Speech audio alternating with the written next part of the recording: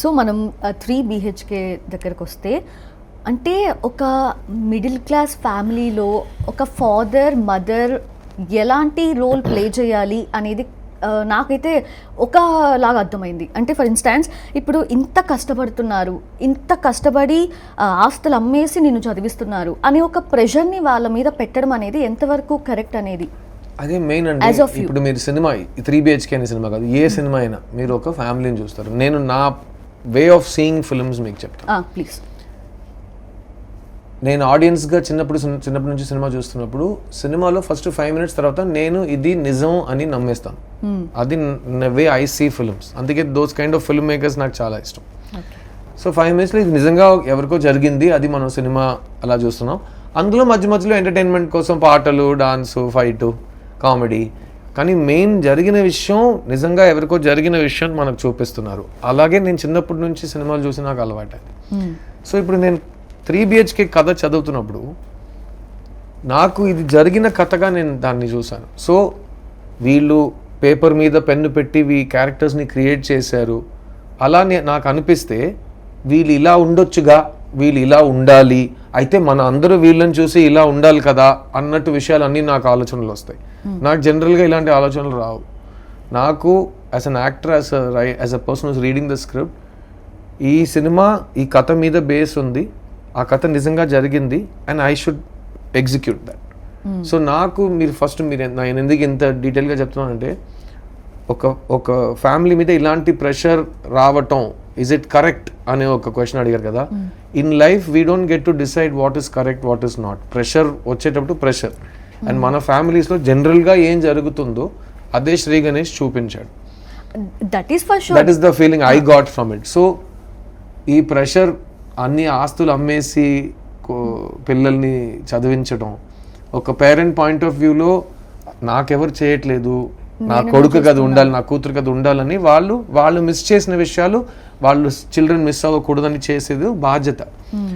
కానీ ఆ కుర్రోడు కానీ కొడుకు కానీ వచ్చి నేను అడగలేదు కదా ఇదంతా నీ దగ్గర, ఎందుకు నా మీద ఈ ప్రెషర్, అతను కూడా న్యాయమే మాట్లాడుతాను. ఒకే ఇంట్లో ఇద్దరు న్యాయం మాట్లాడుతున్నప్పుడు అయినా ఇద్దరికి అన్యాయం జరగటమే family.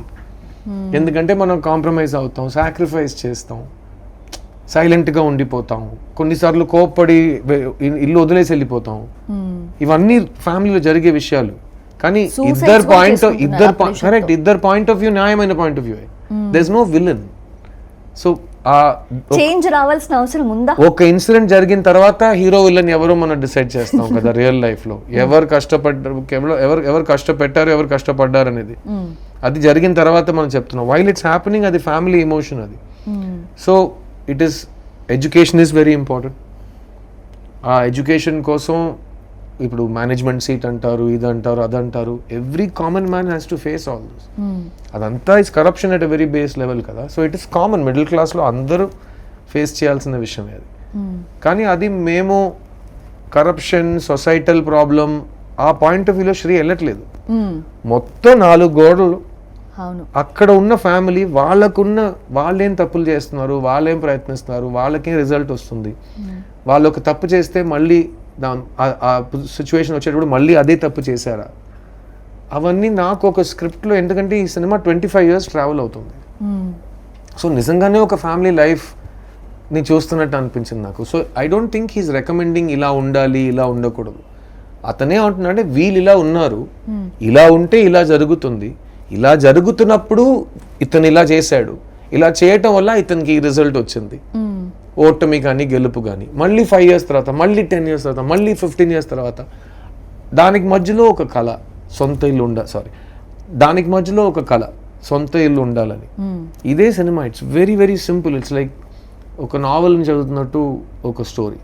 So there's no villains, there's no artificial drama. Whatever is నిజంగా వాళ్ళకి జరిగితే ఎలా ఉంటుందో అలాగే he told us to do it. And అది నాకు నచ్చి నేను సపోర్ట్ చేశాను. I wanted to, that writer to achieve what he wanted.